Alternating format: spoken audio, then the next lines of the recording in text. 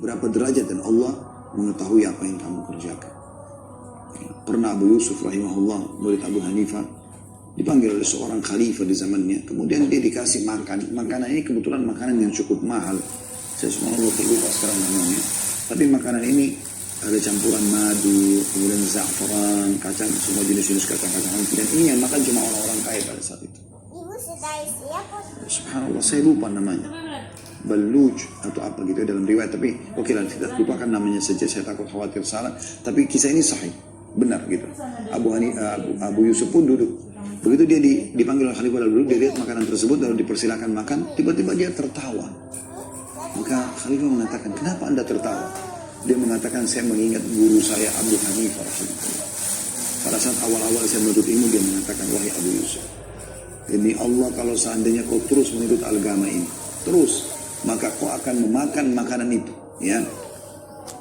Maka dia pun tertawa mengatakan, subhanallah, sekarang saya menuntut ilmu dan akhirnya ilmunya dibutuhkan, ya. Sampai khalifah pun memanggilnya untuk makan bersama-sama. Itu luar biasa. Jadi memang nyata ya, bagaimana saya melihat depan mata para penuntut ilmu yang ikhlas kepada Allah Subhanahu wa taala, ya, itu untuk diberikan oleh Allah Subhanahu wa taala kemudahan-kemudahan dalam urusan mereka, dunianya, akhiratnya, ya, dan seterusnya. Kemudian teman-teman, ini tentu keutamaan banyak sekali, karena waktu saya nggak bisa jelaskan semuanya tentang masalah keutamaan menuntut ilmu. Anda bisa kembali, insya Allah cukup banyak ceramah kami ada di serial Sahabat, ya. Cari di playlist YouTube itu akan ada serial Sahabat banyak sekali, ya. Pada saat kami membahas tentang Abu Hurairah, Abdullah bin Abbas, Abdullah bin Umar radhiyallahu anhum majma'in, ini banyak sekali yang kita sebutkan tentang keutamaan menuntut ilmu, dan tidak asing, banyak artikel menulis masalah itu di Google insya Allah. Dan juga para asatidz kiram, sosok kita yang kita muliakan, cukup banyak membahas masalah itu insya Allah, di medsos juga bisa dilihat. Hanya saja mungkin teman-teman sekalian yang perlu kami berbagi adalah bagaimana pada saat kita, ya, kita menuntut ilmu, atau pada saat menuntut ilmu ikhlaskan niat karena Allah SWT. Ini yang penting. Kata Nabi SAW dalam hadis Abu Daud yang sahih, Inna Allah la yaqbalu amalan illa ma kana khalisan liwajhi.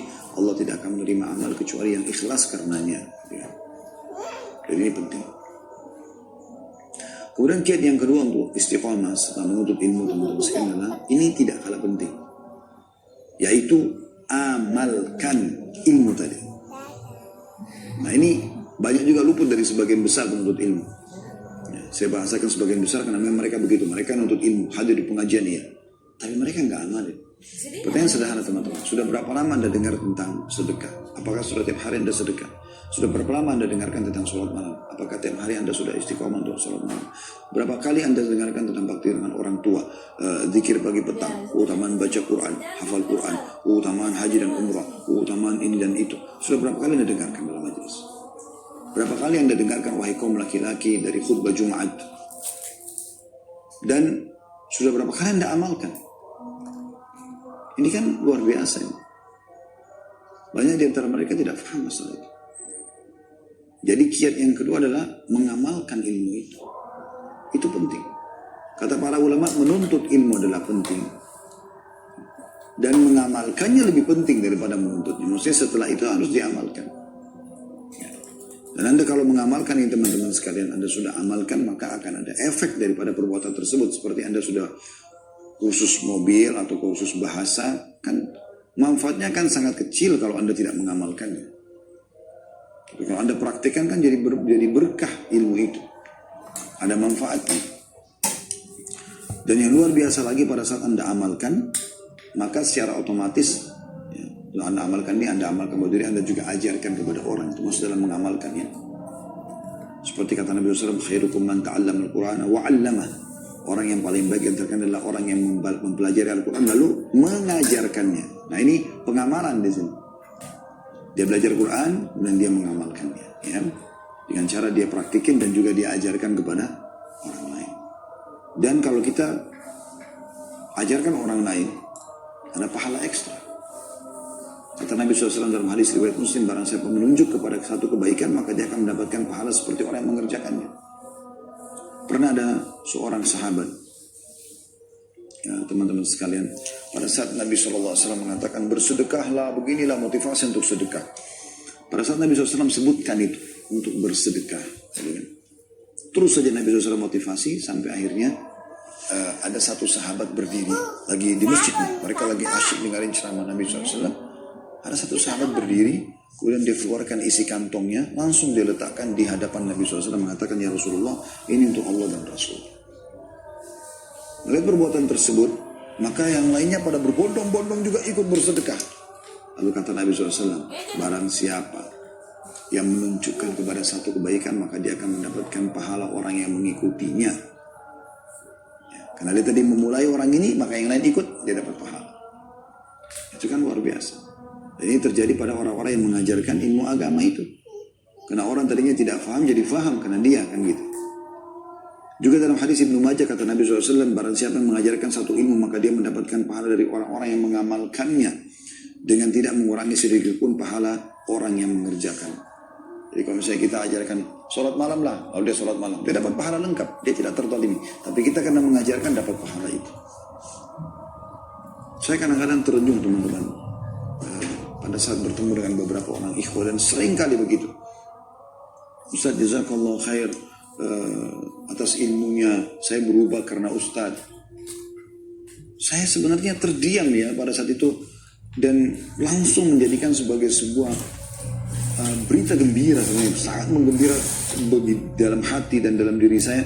Bagaimana Allah SWT memudahkan melalui saya. Coba seandainya Allah berikan kesempatan itu pada orang lain dan luput dari saya, maka saya yang rugi gitu kan. Tapi alhamdulillah kita hanya luangin waktu beberapa saat menyampaikan ceramah.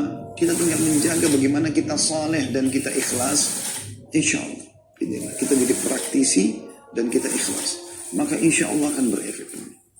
Karena banyak penceramah, berapa banyak penceramah sekarang, berapa banyak jumlahnya ustaz-ustaz. Kita bicara lingkup Indonesia saja. Tapi berapa banyak yang punya pengaruh. Karena saya lihat ada dua hal, butuh keikhlasan teman-teman. Tidak berharap kecuali wajah Allah Subhanahu Wa Taala, berharap pahala, gitu kan. Dan yang kedua, kita juga praktisi. Harus soleh teman-teman sekalian. Kita harus praktek. Sholat malam lah, ABC segala macamnya. Sholat malam lah, sedekah lah, bakti lah sama orang tua. Tapi dia sendiri tidak amalkan. Walaupun retorikanya bagus, tidak ada efeknya. Gak akan berefek. Yang berefek itu kalau Anda sendiri memang dasarnya ikhlas karena Allah SWT dan Anda praktisi. Memang Anda orang saleh dan saleh. Anda amalkan, subhanallah, Anda sampaikan sederhana, saya sudah cukup berbekas. Karena semua orang bicara masalah istiqamah, semua orang bicara masalah sholat malam, semua orang bicara tentang sholat duha. Tapi siapa yang penyampainya bisa berbekas? Tadi ikhlas dan juga dia seorang praktisi.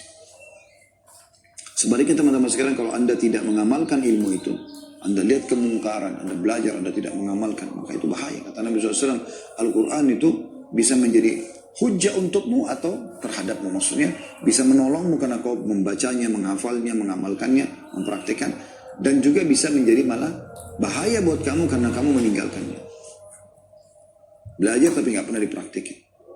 Atau tidak mau belajar sama sekali. Makanya harus hati-hati. Atau ada orang juga melanggar. Dia mengajarkan sesuatu lalu kemudian dia sendiri melanggar. Kata Allah SWT dalam surah As-Saff, kabura maqtan indallah an taqulu ma la taf'alun. Bukan, maaf, ayatnya begini. Ya ayyuhalladzina amanu lima taquluna ma la taf'alun. Ya, atau potongan awal ayat adalah Allah mengatakan kabura maqtan indallah an taqulu ma la taf'alun. Hai orang beriman, kenapa kau mengucapkan apa yang tidak kau amalkan? Sungguh berat di sisi Allah SWT. Kalian mengucapkan tapi tidak mengamalkan.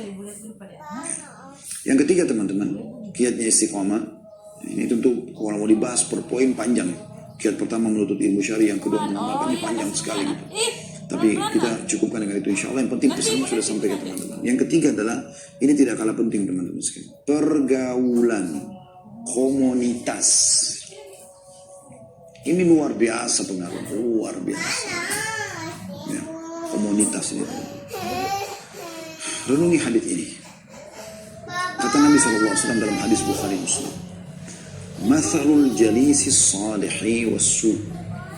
Perumpamaan komunitas.